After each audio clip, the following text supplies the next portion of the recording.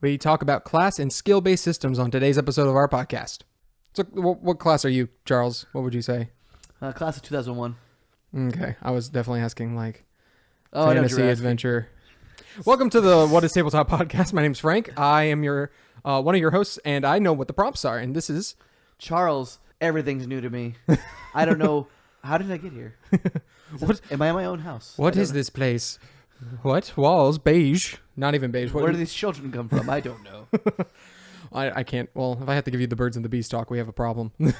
What are these birds and the bees you speak of? Oh, goodness. Well, we were going to talk about class systems versus skill-based systems, but I guess I have to talk to Charles about how procreation works. What? So, if you've been watching any of our videos, you will know that Charles has had an interest in designing his own TTRPG. Very much so. And so, one of the things that you have to talk about when designing it is it going to be more class-based or skill-based? Today we're going to be talking about the differences between, the classes and the skills. Mm-hmm. That Do you know what the difference between those two systems is? I'm going to have Frank explain it to us. That is the point of the show. So for those of you who don't know, we're going to go over both of them, right? And Right. In front of us is two books. One is more of a class base. One is more of a skill base.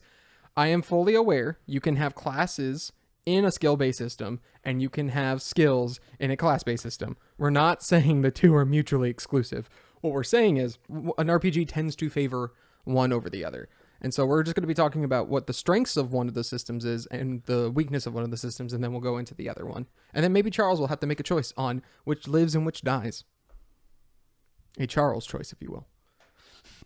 Oh, man. That brings you back to the question you said last time. Sophie's choice.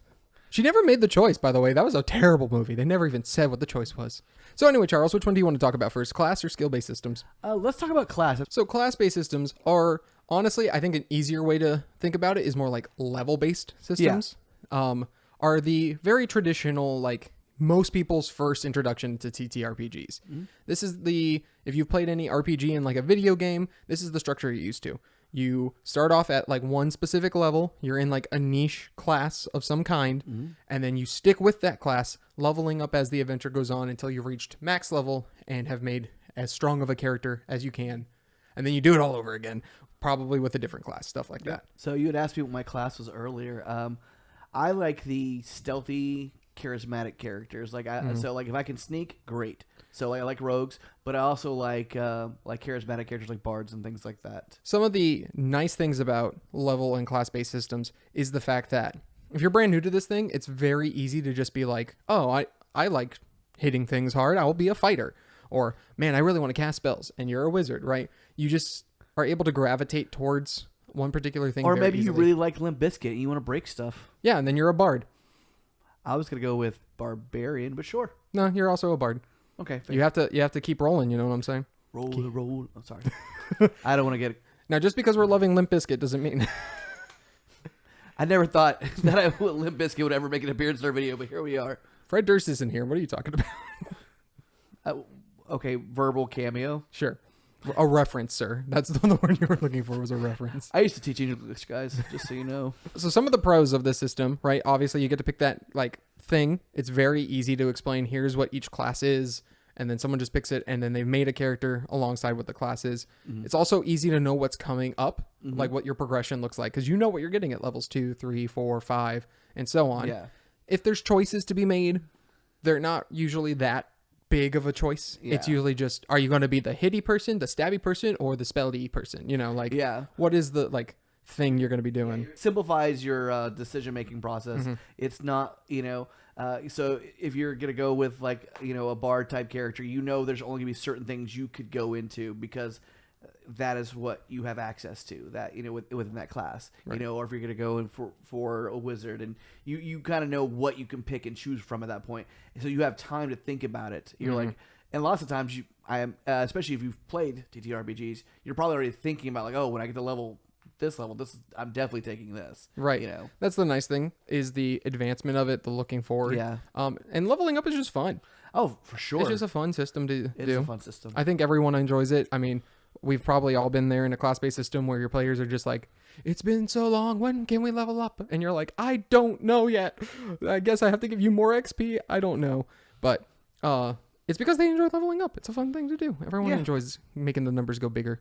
Yeah, making the numbers go bigger, and then if you're playing the video games, they got the sound effects and stuff. It's always fun to... RPGs that follow the class-based system, they're going to come from, obviously, grandfather D&D, granddaddy D&D, with the 4 base classes. And back then, if you wanted to be an elf, that was a class. It wasn't a race. It was like, what's your class? Elf. So that's where a lot of these come from. That's why things really like funny. Pathfinder and various other D&D adjacent RPGs will tend to do that. You can look at like the Marvel TTRPG. Yeah. It's kind of a level-based system.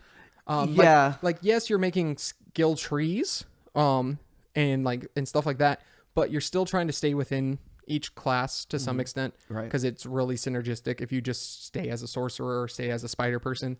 And then there's different levels that you can level up in if you wanted to in the system, which a lot of people really enjoy. Yeah. So that's kind of like what we're talking about, right? It's very obviously structured, like what each thing looks like. Can you think of any cons off the top of your head, sir? You can get kind of repetitive, especially like looking at 5e for an example. If you go into the fighter class, you get a lot of the skills repeat themselves, which is fine because you get them. I mean, you get them an additional time. That's cool. But sometimes it's like, well, it'd be cool if I could do something else, Because sometimes you find yourself in a situation where your skill tree does not match, or your class does not match up to the situation you're in. If you want to be if you're not a smooth talking person, you might have to rely on other characters or other things to get you out of it. So yeah, that's the big thing about class-based systems is you get locked into whatever the thing your choice was at the beginning, and you can't really pivot into something new. You were talking about like what class you would be, and you were saying like, I'd be a sneaky, charismatic, and it's like, well, they really don't have that. Yeah, it's like if they don't have that as an option, swashbuckler maybe. Yeah, but that's the thing. If they don't have it as an option, you're kind of like stuck either making the character worse in order to fit what your idea is. Absolutely. Or you just get rid of one of those ideas, right? So they're very good for simplistic ideas, for like simplistic designs, but they're not good for like really describing a character. If you know like the people who will be like, Captain America is 14 levels of fighter, but then 3 levels of barbarian.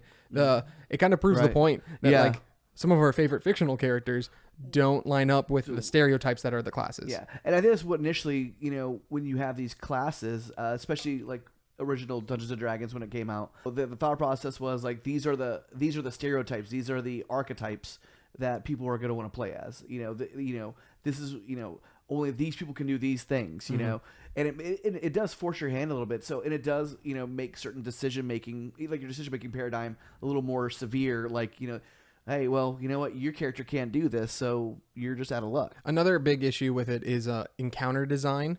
Because you inherently have a system where people are certain levels, it means that there should be a power cap on that. Right. And so that means the challenges they face should match that power cap. But if you don't know the system well enough, or if the games designers weren't able to actually, balance encounters, it can make it really difficult in that regard of like, okay, how do I tweak this to where it's more of a challenge, less of a challenge, stuff like that, which we've seen in specifically D&D, and they've admitted that their encounter system is a little flawed. Those are the benefits and the disadvantages of it. Be more proactive in what you're going to choose. You know what's coming ahead of time.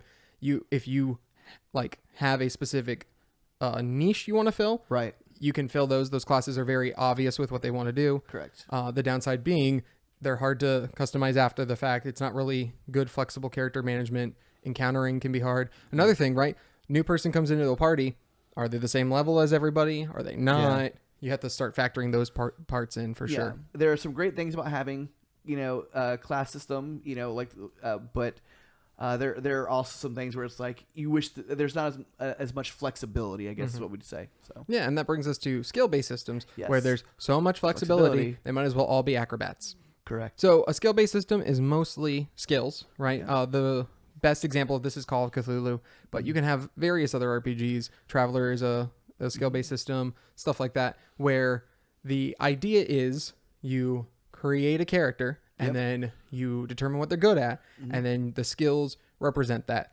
And then from there on, you're just continuing to make those skills better. So the nice thing about it is the flexibility of it. So if you wanted to make a sneaky charismatic person, well, you just make sure your sneak's really good and your charisma's really good, and now you're great. And then obviously you can talk with other people and be like, hey, I'm going to be this. It's like, okay, well then I'll be the guy who punches hard, but is also very intelligent. And they're not going to inherently contradict themselves, because with classes, you sometimes are forced into having to make a specific design. With skill-based systems, it's a lot more open and fluid, because there isn't that forced structure that everyone has to adhere to. Yeah, and I like the skill-based system too, because it gives you a lot of, again, it gives you that freedom, that flexibility to do what you want to do with it. Makes your character then. Like, you're not forced into a stereotype or an archetype of any kind. So yeah, one of the cool things is, like, if you're like, my character wants to have like a skill in history, but specifically of ancient Mesopotamian culture, then you can make that skill. Like, usually these systems tend to allow like for a little bit of customization with those skills, in which case it's great, because now suddenly you're just good at that one niche thing and it makes sense for your character. And then if your GM is a good GM, they're going to introduce it in some way where it's like, oh, actually, you would recognize this. And it's like, oh, let me make my Mesopotamian culture roll. Yes, I did really well. Yeah. I also like the Star Wars is what we'd also consider Star Wars is skill-based as well. Because, we're playing that right now with our group. So what I like about that is that if I want to, not because not everyone's going to be a Jedi type stuff, but if I wanted to become force sensitive, make my character force sensitive, I could. There are elements that I could put into my character. He might not become a Jedi, and so it does give you some limitations. I was saying this is one of the benefits of it. Is everyone can make their characters independent of each other, come together and be like, oh, none of us are good at healing. Well, hold on, let me make me better at healing. Yep, that literally happened to me. Yeah, and like that's a great part of the skill-based system, is realizing like, oh, hey, I need to get better at this skill because we desperately need it, versus more class-based systems where it's like, we all made the classes we are, and none of us can really pivot into healing or into this or that. Well, what I thought was funny about that, though, in the Star Wars, system, is that if I'm using my medicine check on other people, it's great. Using it on yourself is not so great. You need but then again, that gives you that flexibility, because now hey, can we get one other person who's proficient with medicine, so I'm not struggling over here to heal myself. And it makes you have to think about that character where you're like, okay, if I'm good at healing everyone but myself, maybe I shouldn't be in the thick of combat, and I should be like the kind of person who's further away, right?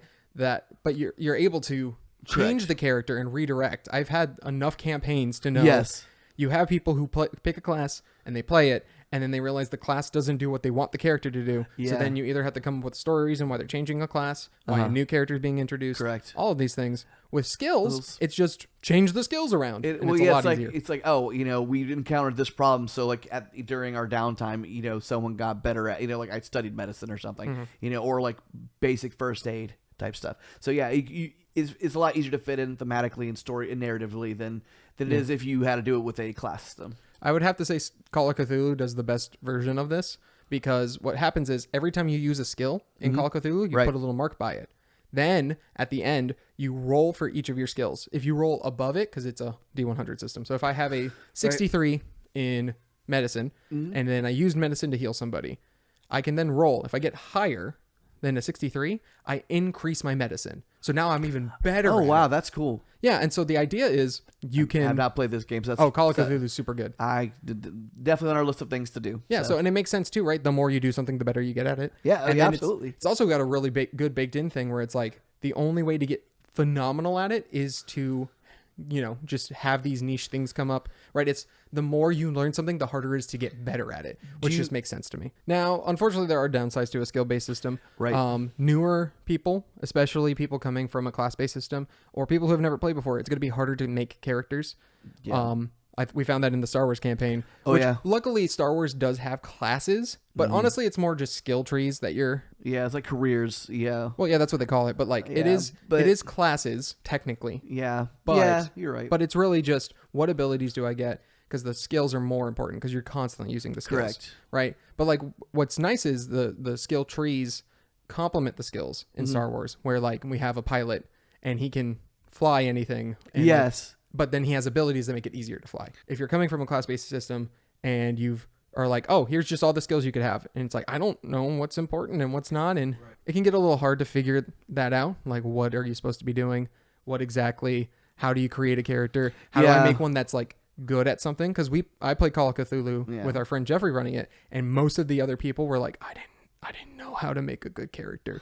Yeah. Which, again, if you're new to any system, you're like that first character is almost always difficult to make because you're not entirely sure how the game system works. But a hard thing for on the GM side is with a class-based system and a level-based system, you have a natural endpoint. You know when you get to level 20, you only have a few more sessions where you're going to end it. And yes, you can end it before you reach the max level, but usually, again, you have in mind, you're like, this is where I'm going to end it.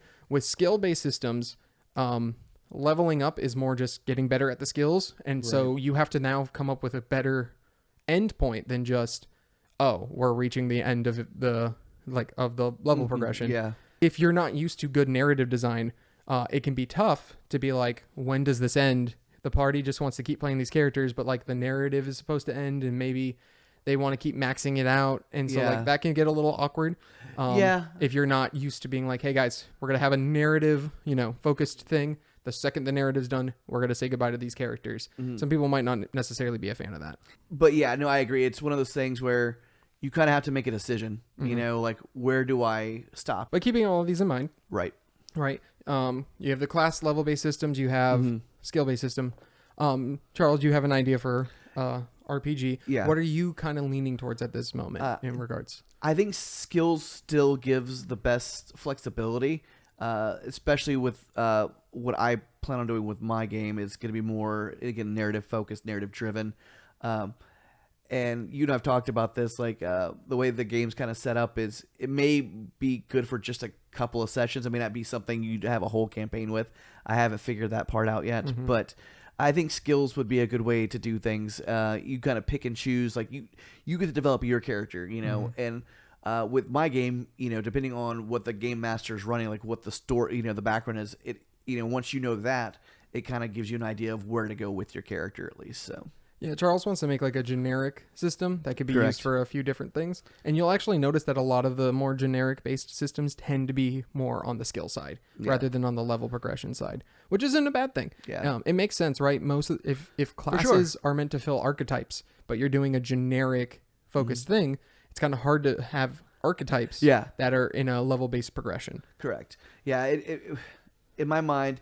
Classes, again, for what I had in mind for my game, classes just, I don't think they would fit well. I mean, I have something called, I do have an idea. There is like a class type in there, but it doesn't force you into that type thing. Well, that's the thing is you'll find other RPGs, a lot of the Powered by Apocalypse RPGs have what's called playbooks, right? Yeah. Even Blades in the Dark has that too. Right. And what they do is they have it to where it's kind of a class that you choose and it just limits your skills. It kind of more focuses your skills on in a certain direction and then gives you a set of abilities and stuff like that.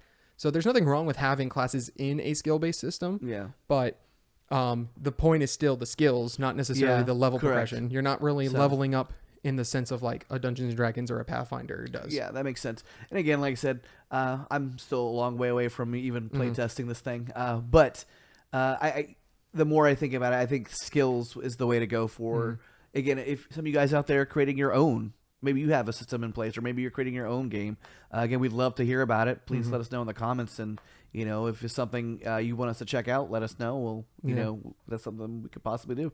Now, of course, just because we said that there's most of the time, right, a level-based system or a skill-based system, there are of course RPGs that do neither. Yep, that's correct. They do neither. They just kind of do their own thing. And honestly, it's not bad. One of my favorites is City of Mist, which I want to get you guys to play, but I think that one is definitely you have to have played a few other games before we get to City of Mist. Okay. But City of Mist is basically your character gets influenced by the mythos, and that can be any fictional thing you want. It could be King Arthur. It could be that sounds like fun. Bugs Bunny. It could be the concept of death itself, not the personification of death, the concept of death.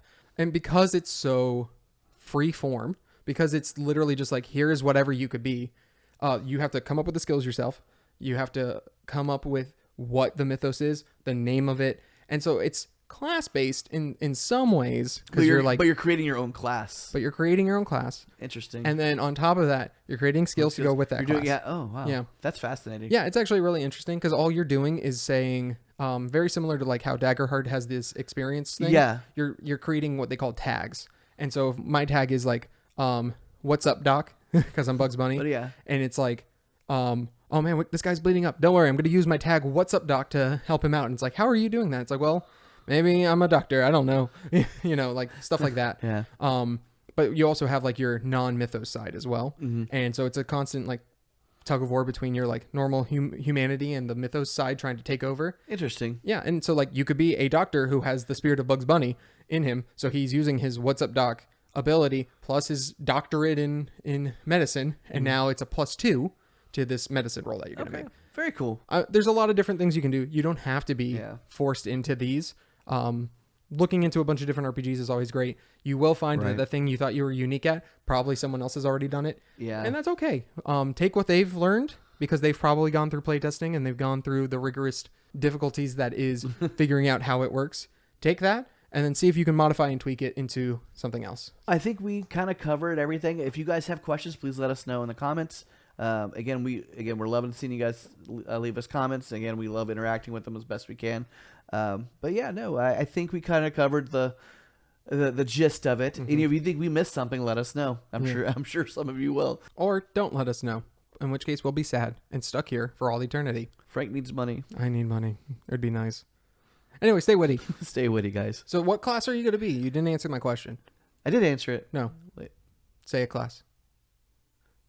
Geometry.